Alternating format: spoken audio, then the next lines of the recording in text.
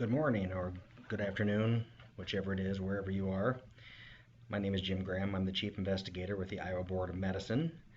And today we're going to talk about behavior symptom analysis, specifically with interviewing and the spoken word and how people answer questions and how they try to evade answering questions. There's a lot of mixed reviews on the effectiveness of the linguistics of how people are deceptive. But in my prior career as an investigator with a policing agency, I used it with great success and took lots of different trainings on it, which I've incorporated some of that into this presentation. So with that, we will go ahead and move on to slide number 1. All right, let's go ahead and talk about some research that's been conducted on deception. For those of us who have grown up around people, meaning that we grew up in the average household that had guardians or parents, and we weren't raised by wolves or wild fish or whatever the case may be. We now know as adults that as children we were lied to, and we were lied to by the people who we trusted most, which was our parents and guardians, and for various reasons, probably to spare feelings or to give us that magical childhood that all of us wanted, where we believed in Santa Claus or the Easter Bunny or the Tooth Fairy or one of a variety of things that we know now that that was all deceptive on the part of our parents. In 2002, Dr. Robert Feldman conducted a study at the University of Massachusetts, and in that study he found that on average, the average person in the average conversation told 2 to 3 lies in every 10-minute conversation. Every conversation that lasted at least 10 minutes, there were 2 to 3 lies. And what he found, interestingly enough, was that it was for the very same reason that our parents told us lies as when we were growing up, not necessarily to make those believe in the Tooth Fairy or Santa Claus, but to spare feelings of our friends, of our family, of our coworkers. Yes, I'm well on the way to completing that project, or yes, things are going well for me, or yes, those shoes or pants or whatever look really good on you. The bottom line is, all of these people having 10-minute conversations, that is a whole lot of deception that is being told, and a whole lot that the average person isn't picking up on. Okay, we'll continue on with research on slide 3. The average person, at the absolute best, meaning those who are on guard looking for deception, is only able to detect lies between 50 to 54% of the time, which I thought was a pretty high number. However, what I discovered when I delved into it is that when we compare that number, that 50 to 54%, that is a vast majority of that number comes from lies that we're telling to those we love, lies that we are telling to people who know us and know the tells that we may have when we're being deceptive. When we put that number at a stranger to stranger contact, that percentage drops significantly. So when strangers are lying to strangers, or people who don't know them as well as family, that number drops significantly less than 50%. Many law enforcement officers, including members of the FBI and Customs, fared little better, only detecting deception 54% of the time. That's also a shocking statistic, as these are the people that we expect to pick up on deception. Police are lied to almost every single day in almost every type of interaction with the public. In 2013, I did a 3-month tally on traffic stops. That I kind of a little self-initiated study. So I worked for 3 months. On average, I worked 20 days in a month, Over that 3 month span, which was June, July, and August, so uh, lots of traffic out there, lots of chance to stop cars. I made 348 traffic stops. Of that 348 stops, and all was for speed, all was on the same roadway, all was within visual sight of a speed sign. And in Iowa, the speed limits on Iowa roadways that are 2 lane out in the county are 55. Only seven, so about 2% of people admitted that they knew what the speed law was, that they knew what the speed limit was along that roadway. Um, Although there's nowhere in Iowa where traffic, 2 lane traffic, is greater than 55. I only had 2% of my stop population actually admit that yes, I knew what the speed limit was, and yes, I knew I was actually speeding. In 2009, this study was put out, evaluation and the effectiveness of brief deception detection training program, which was a really interesting study. And what it showed was that with the right training, it can improve a person's ability to detect deception by 25 to 50%. So we may go from, you know, at our absolute best, 50%, all the way up to 75 to 100% of accuracy. And that training, with as little as 6 hours, was able to pop that up there as high as 82%. Now, what's most interesting about this study is that these were not police officers. These were not people who were accustomed to being lied to and were accustomed to this type of training. These were average people who were put through 6 hours worth of training and was able to detect deception as high as 82%. This study was put out in 2005, and it was entitled "The Sociopath Next Door." And it was put out by psychologist Dr. Martha Stout of Harvard. So definitely smart of the smart. And what she says is that people who are properly socialized experience anxiousness when they lie. It causes anxiety. And it is a normal human response to become anxious when you're being deceptive. Now, by socialize, she means that those who have the ability to feel remorse or empathy. They feel guilty about what they did, and they feel guilty about being deceptive about it. What's kind of scary in this study is that she estimates that about 4% of Americans could be classified as sociopaths, those people who do not have remorse or empathy. 1% female and 3% male in our society could be considered sociopaths. So that 4% of the population out there are going to be impervious to the cues that we're looking for in our verbal behavior. Um, uh, but taking the population of the United States, which is 2015 was right around 321 million. That gives us a pretty good number, 4%, that it will still work on. So, okay, so here are the four different types of responses that we're going to talk about. The first one is truthful, and a truthful response is the truthful response. The second one is omissive, where we're leaving out, maybe part of the story. The third one is evasive, where we're not maybe telling an outright lie, but we're trying to avoid the question. And then the fourth one is being outright deceptive, which is will cause the most amount of stress, and that's our outright lie.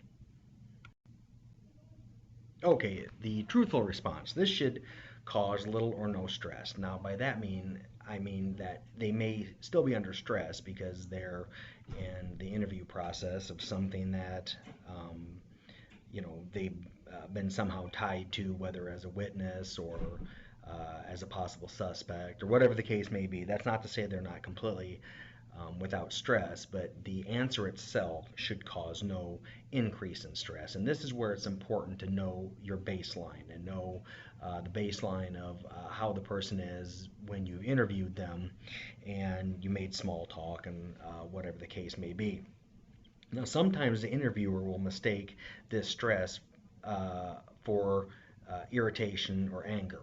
Um, some people just don't like to be questioned. Some people don't like being on the receiving end of any type of enforcement activities, and so they very well may be resentful at being dragged into this and being questioned. Something that forgot to mention on the last slide with the being resentful at being questioned or maybe being nervous just at the whole interview process is once you interview them for a while, they should relax and some of that nervousness should go away with truthful responses. Omissive is when they may accept actual physical responsibility for the act, but then deny any negligent or criminal intentions. For example, if we have a child that's making an accusation of sexual contact, and let's say in this accusation the child is able to graphically describe the abuser's or the accused uh, genitals. Pretty damning evidence that we have right there. Well, an omissive response, again, you think, well, how can someone accept physical responsibility for the act but then deny any criminal intentions? Well, we want to be careful about not giving them this omissive response and not tagging on at the end of that question. So my question would be, is there any reason why this child would have seen your genitals? Period. That is where our question needs to stop. What we don't want to do is tag on and give them an emissive response. And by saying, well, like maybe your zipper was open or something, is that could be how they possibly saw it. Because this is omissive, it is going to cause less anxiety when they answer. And so we don't want to help them along with that. Okay, our evasive answer is this is a response that implies innocence without coming right out and stating it. Because this is only implying that the person is innocent, also this helps the body to remain a little more stress-free and not throw off quite as many deceptive cues as we may be looking for. So for example, we have a question here. When was the last time you saw her? We're looking for a time period here. It is a specific question. We're looking for a specific answer. When was the last time you saw her? And our answer we get is, I really didn't know her that well. Well, that's not what we asked. We didn't ask, were the two of you friends? Were you acquaintances? We asked, when was the last time you saw her? And so we get this evasive answer that doesn't really answer the question, but still gives us an answer, hoping that it will make us feel okay about it. And the second question we have here is, were you involved with the damage to the property? The response is, I was home all day. Again, this is a very specific question. Were you involved? Were you, that's a yes or no question, were you involved to the damage to the property? And our answer we get is evasive. I was home all day. Finally, we have our deceptive answer. And outright deception, outright lying, this is going to be associated with the greatest level of stress. Our body knows what the truth is. We know we're being deceptive. We know that we're going to give a deceptive answer. We're hoping that that deception isn't picked up on. And so it causes us stress. It is a tenet of human behavior that this anxiety is unwelcome, and therefore we engage in behaviors that try to reduce this anxiety that we have. Not only do we want to reduce it for ourselves because it doesn't feel very good to be dishonest, but we want to reduce this anxiety, hoping that the person that we're speaking to doesn't pick up on it. All right, so let's get right down into some of the different wording and phrases that people use when they're deceptive with us. The first one we're going to talk about is lying by referral. And this is a form of disguised evasion and represents a clever way to avoid lying to a direct question. We ask them a direct question, yes or no question. Um, and in response, they jump back in time to where an original lie occurred, and they are then placing someone who is innocent in as the speaker. For example, when was the last time you saw her? We're looking for a time frame right there that we spoke about on a previous slide. When was the last time you saw her? And our liar, our person attempting to deceive us, is going to say, well, as I told my wife or husband last week. So they are jumping back in time where they told someone who probably believed them, as I told my wife or husband last week, someone who isn't actually uh, being accused of anything or being looked at for anything, someone that's completely innocent, and they are putting them in the spot of the speaker. I was just saying the other day, or as I wrote in my statement, as I talked to a previous investigator, where we are putting that person or that action back in time where we got by with, maybe some deception. Now we're placing them as the speaker to reduce our anxiety. When we lie by referral, um, this makes it appear as though we're actually being completely, our deceiver is actually being cooperative, fully cooperative by answering the questions. Um, and by placing again that innocent person in there, they can say, well, as I was telling my wife last week, I hadn't seen her at all. Then that reduces the amount of anxiety that we have because now we're placing someone innocent, which is the wife, in as the speaker. Um, and this type of response also provides time to formulate an answer. As I am saying, as I was telling my wife last week, or husband last week, or whatever the case may be, or as I told the officer before, just that span of a few seconds, our brain works amazingly fast. Just that span of a few seconds, while that's coming out of our mouth, our brain is formulating a response, and it can do it lightning quick, and that is an eternity for our brain to think about what I'm going to say this time, and maybe even what I'm going to say next. Memory qualifiers. Uh, this is an attempt to create a distance between the person speaking the lie and the lie itself by being able to blame memory. Some examples of this are starting a sentence with, well, not as far as I know, or if my memory serves me correctly, or not that I'm aware of. For example, we have a question here that says, were you intoxicated on the day in question? Were you intoxicated on that day? And what we have here is an answer that says, well, not to the best of my knowledge. Um, we used to get this all of the time on traffic stops when we were asking about illegal items in the car, guns, drugs, whatever the case may be. And we would ask the driver, the owner of that car, is there anything inside the car illegal? And we would name things off: guns, drugs, knives, bombs, Taliban, whatever the case may be. We would name these things off, and those people who were using memory qualifiers would say almost every time, well, not that I know of. Okay, qualifiers continue. Omission qualifiers are omitting part of an answer to deny responding to a direct question. And we have some examples here of not really, or pretty much, not often, nothing much. We see a question down here. Did you and Julie argue last night? That's a yes or no question. Did you argue last night? And as an answer, we rarely get in fights. So it's going to diminish the amount of stress that the person has by answering that question, because even though it seems like they're being cooperative with us and they're using that fight word as in replace of argue, um, but they're not answering the question directly. They are saying we rarely get into fights, and the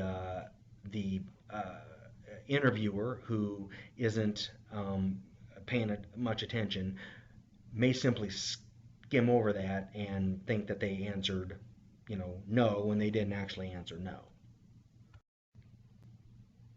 Okay, statement against self-interest. This is a tactic used to decrease the anxiety of the speaker that result from a forthcoming statement. They know that they are about to tell a lie, and so they're trying to reduce the anxiety of that telling by basically telling us, I'm about to lie to you, and I hope you believe it. Not to change the subject is a good one. Not to change the subject, but well, that's exactly what they're about ready to do is change the subject, and they're telling you that they're going to change the subject. As crazy as this may sound, not to sound evasive, they're telling us right up front that I am about to lie to you. This is going to be evasive. At the bottom, we have a question here. Did you have anything to do with this? And our response begins with, you probably won't believe this, but. So they're telling us right up front, you're not going to believe what I'm going to tell you, but I'm going to say it anyway. All right, moving on. Bolstering credibility. This is proven an unnecessary and over the top reference to make it seem as the statement is true. We have an example here on the heads, beginning a sentence, well, on the heads of my children, on my mother's grave. And what they're telling us with this beginning this deceptive statement is there is no way you could possibly not believe what I'm about to tell you because I'm swearing on my children's heads, or I'm swearing on my mother's grave, or I'm swearing on the Bible, or whatever the case may be. Down here we have a question, do you know who took the missing money? And we have a response that God knows I'd never steal anything. Um, if God knows we wouldn't do it, then obviously they want us to believe that they wouldn't do it either. Um, we had a particular case, and it's not uncommon for people not only to bolster credibility with their words, but to bolster credibility with actual symbols. And the Jesus fish that people will put on the back of their cars. Um, I made a traffic stop on the interstate, and the thing that really tipped me off that something might be going on was that there was the Jesus fish that's normally on the back of the car. Well, it was right on the side of the car. So if you drove down the slow lane, anyone passing you would see this Jesus fish on the back quarter panel. Um, Ended up stopping the car, and through some interviewing, I saw all of these receipts inside the vehicle, and it looked like they were stopping for gas, like every hour. And when I questioned them about it, the person driving the car told me, "Well, it's the strangest thing. Um, you know, I can only get like $10 worth of gas in here at a time, and then I have to drive for a while, and then it runs out." So I called another deputy who had a camera that was on a bendable metal pole that he was able to run it down inside of this gas tank, and we found 10 pounds of methamphetamine packed into packaging that had been actually welded into this gas tank. And um, uh, the like I said, the funny thing was is they had used that bolster credibility, that Jesus fish, right over top of that gas lid, to draw attention away from where uh, those illegal drugs may be. Listing. Of all of these things that I've discussed so far, this is what I personally have found to be most credible of someone who is being deceptive, because this is a rehearsed response. This is something that someone has thought a lot about. They've anticipated questioning, and they put a lot of reasons into why we shouldn't blame them for something. So we have a question here. Did you start a fire at your ex-boyfriend's home? And right away, we have this rehearsed list. Number one, I love him and I would never do anything to hurt him. Number two, I also had property inside that house and that was damaged as well, and I would never damage my own property. And number three, I was nowhere near that side of town when the fire started. I was home watching TV, and I have DVR recordings to prove it. Okay, the last thing that I'm going to talk about today is response latency. And I'll just mention that the normal length of a truthful response is zero point 0.5 seconds. Did you do this? No. Did you do this? No. Were you over here when this happened? Yes. That is how questions and answers should be. Now that can be based on the question and thought process required by the interviewee. If I ask you, well, where were you last night? You should be able to pop off that response to me within zero point 0.5 seconds if it's a truthful response. If I'm asking you, well, what happened on May 3rd, 1982, you may have a little more thought process that has to go into that before you're able to answer. And then the average length of a deceptive response is 1.5 seconds. So, like I said prior, the brain works amazingly fast, but that 1.5, that extra second, is what we're listening for. And that rarely is that 1.5 seconds of silence. What you will hear in a deceptive response prior to answering is them filling that void, because silence is uncomfortable. They're filling that void with something like So that's what we're looking for. Okay, well, that's the end of the presentation. Thanks for listening to me, and if you have any questions, you can certainly email me at jimgraham@iowa.gov. Thanks again.